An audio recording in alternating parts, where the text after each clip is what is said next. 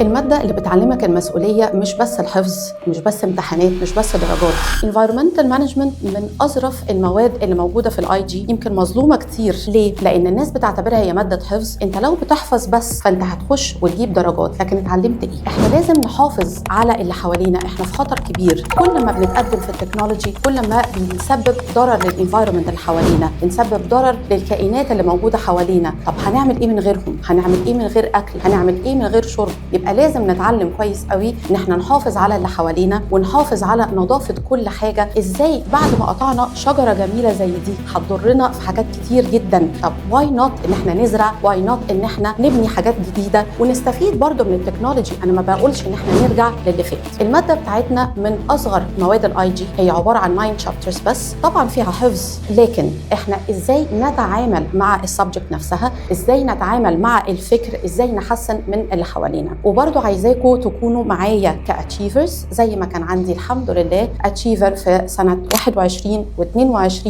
و23 ما بين highest mark in Egypt و highest mark in the world. مستنياكم.